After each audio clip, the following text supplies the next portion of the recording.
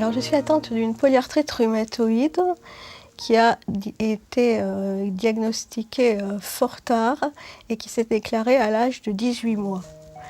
C'était dans les années 60, donc c'était une maladie qui était totalement inconnue et le diagnostic a mis énormément de temps à venir de par le fait que les médecins ignoraient tout de ce type de maladie. J'ai toujours vécu avec la polyarthrite.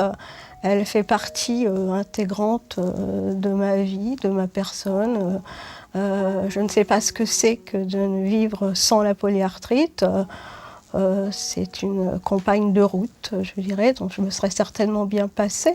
Alors, quand j'étais enfant, elle s'est traduite par des douleurs qui étaient atroces, puisque c'est des douleurs qui prennent la nuit, qui ressemblent à un couteau dans une plaie béante. Et pour un enfant, en plus, je pense que pour les parents, ça a été quelque chose de dramatique de voir leur enfant souffrir à ce degré.